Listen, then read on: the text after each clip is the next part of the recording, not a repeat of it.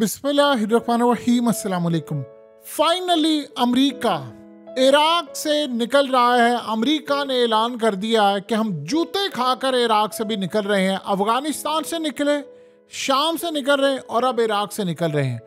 ये इतनी बड़ी डेवलपमेंट है कि आप ये सोच लें कि दो चीज़ें होने जा रही हैं। एक बहुत बड़ा कोई ख़तरनाक हमला, कोई बहुत बड़ी तबाही ये होने जा रही है, और दूसरा इजराइल की बड़ी तबाहकुन सूरत हाल होने जा रही है। और आज सही मायनों में पुतिन ने वो छक्का मारा है उस बंदे ने जिसकी इंतहा कोई नहीं थी।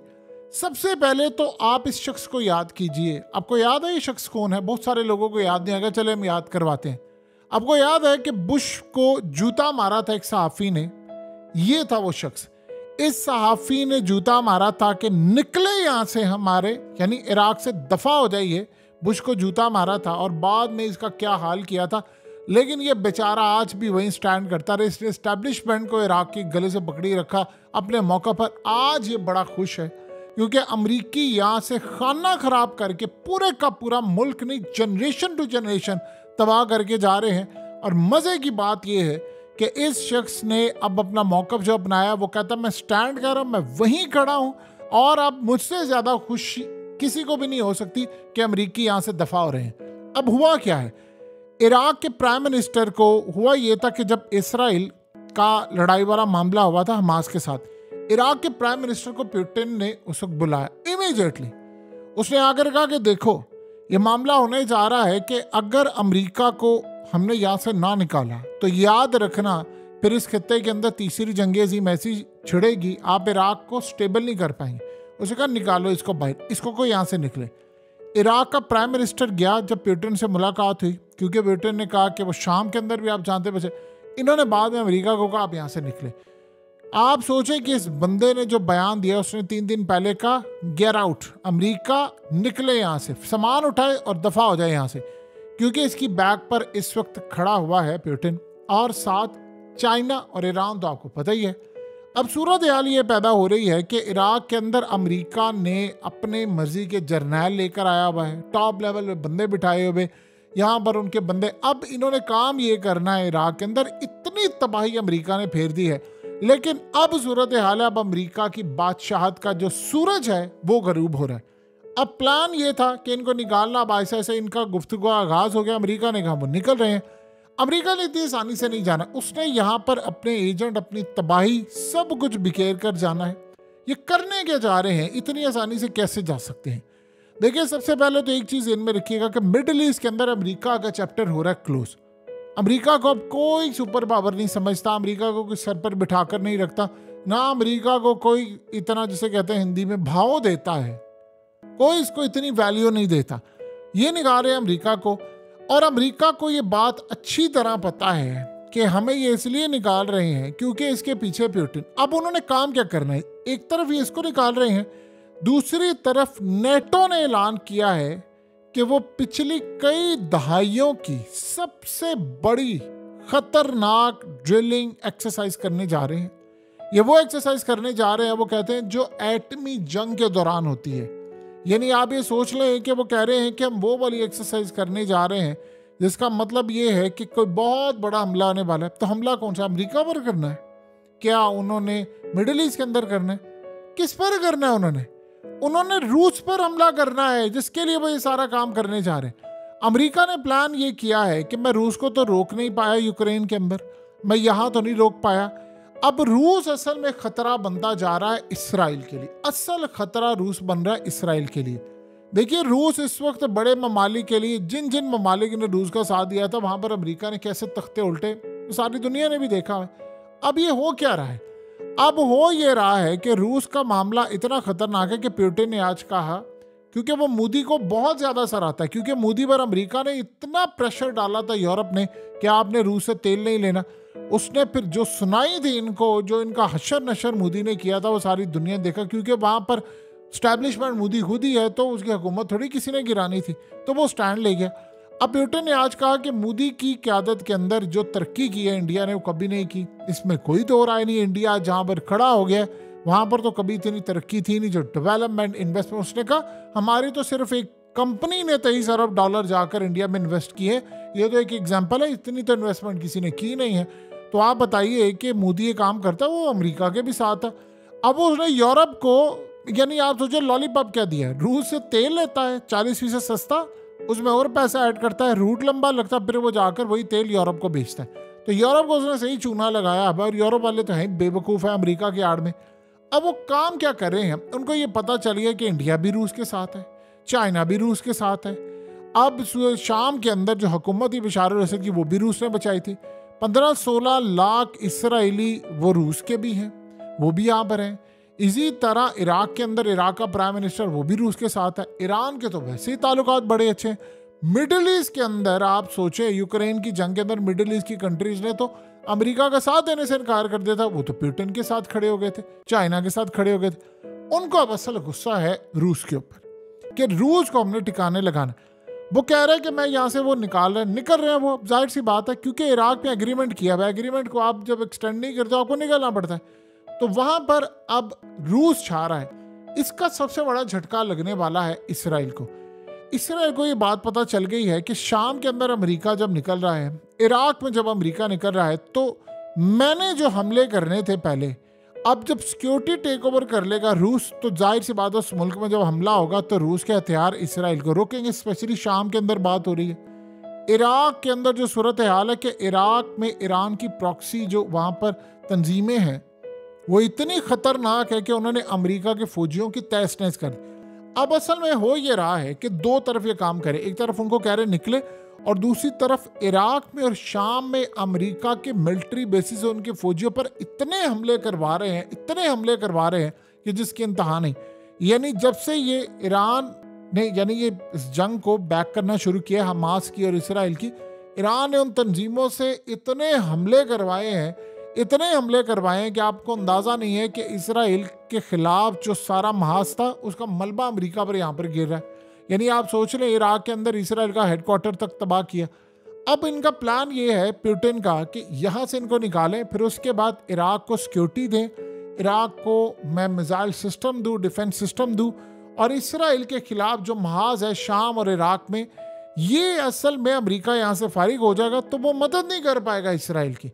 तो अब असल में इनडायरेक्टली जो लड़ाई है वो है इसराइल के साथ। आपको ये बार बार हकीकत टीवी ने बात बताई थी कि अगला जो वक्त है, जो अगली लड़ाई है, वो इसराइल की होनी है रूस के साथ। रूस ने ऐसे थोड़ी मिडिल ईस्ट के अंदर, देखिए मिडिल ईस्ट के अंदर ही तो सारी जिंदगी अमेरिका ने राज किया। आपको पता है अमेरिका के साथ एक एग्रीमेंट है इसराइल का कि जो हथियार आप हमें देंगे उसके मुकाबिल या उससे ज्यादा आप कोई हथियार किसी मिडिल ईस्ट की कंट्री को नहीं देंगे।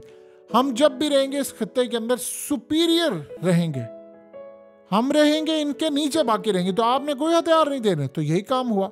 अब हो ये रहा है कि अमेरिका निकल रहा है तो रूस टेक ओवर कर रहा है। आपको याद होगा कि रूस ने सऊदी अरब को भी कहा था कि आप हमारा S-400 लें और सारी चीजें लें। आप सोचिए जरा, इंडिया पर इतनी पाबंदियां लगाने की धमकियां दी, लेकिन वो S-400 ले गया। चाइना ने भी ले लिया, रूस ने भी ले लिया। इंडिया को ये पता था कल को जंग होगी तो ये मेरा पार्टनर है, चाइना के साथ मामला तय करवाएगा। और आप देख लें, चाइना के साथ इतनी बड़ी लड़ाई को रूस ने ठंडा करवा दिया ना आफ्टर ऑल। तो अब यूक्रेन वाला मामला भी उनके हाथ से निकल गया। अब अमेरिका ने लेना है बहुत बड़ा बदला। अमेरिका का ग्रैंड प्लान क्या है? एक तो दाइश और बाकी सारी तंजीमों का अब उसने इस्तेमाल करना है। देखिए, आप एक दफा निकल जाते हैं तो फिर ये तंजीमों पर काबू पा लिया जाता है।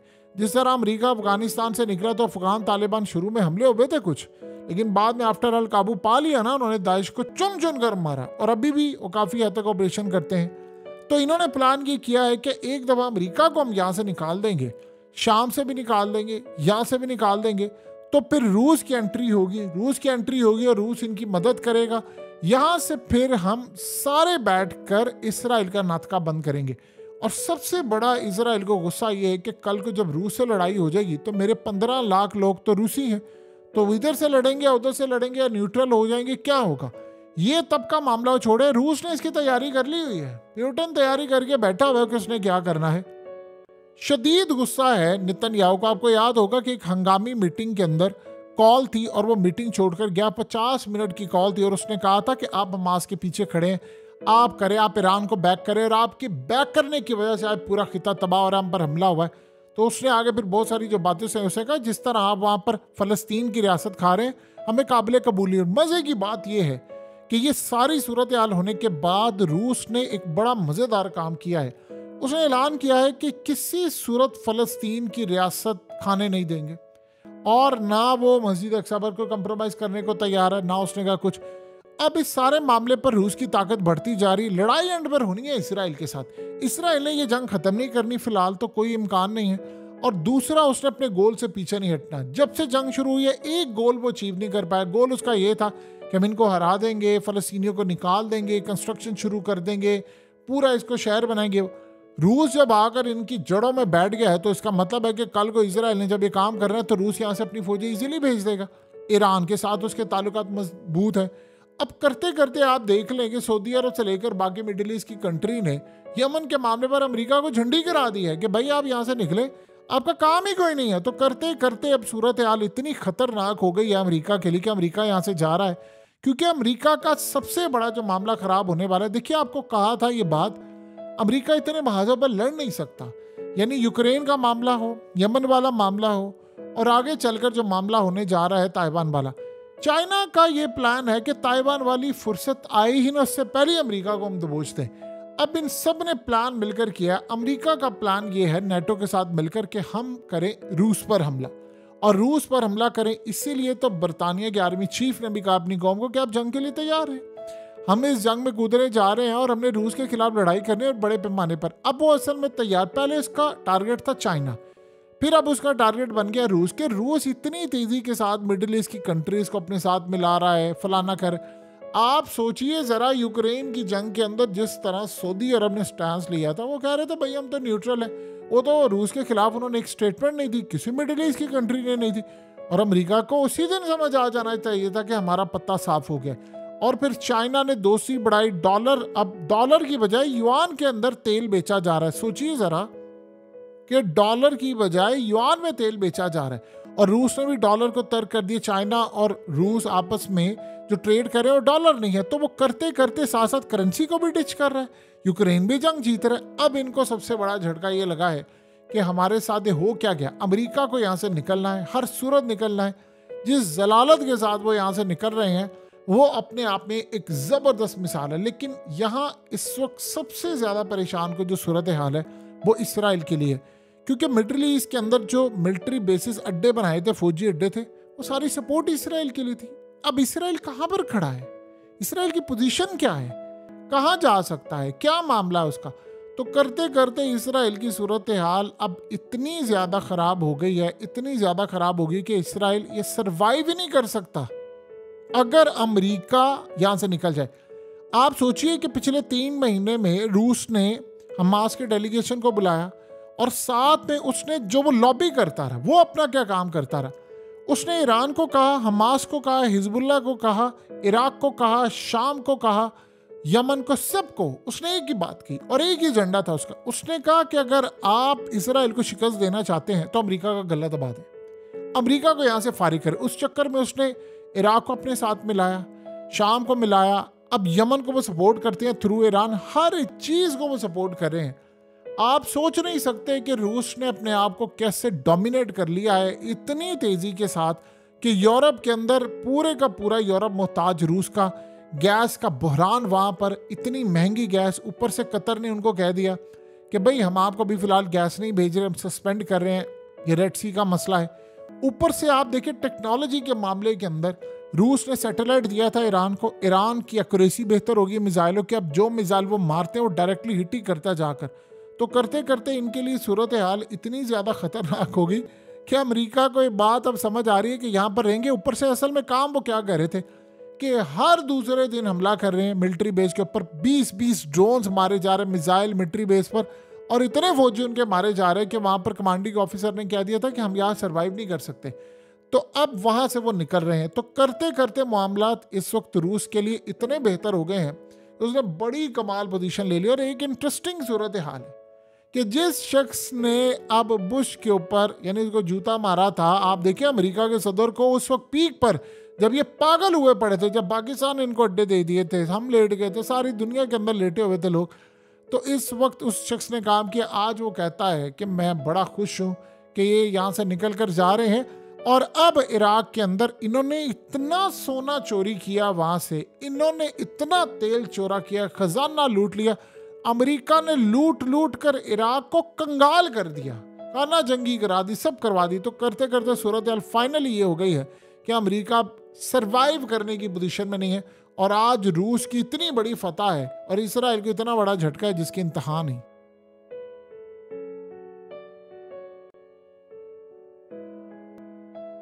हकीकत टीवी को सब्सक्राइब करना मत भूलें, वीडियो को लाइक करें, शेयर करें और कमेंट सेक्शन में अपनी राय का इजहार जरूर करें।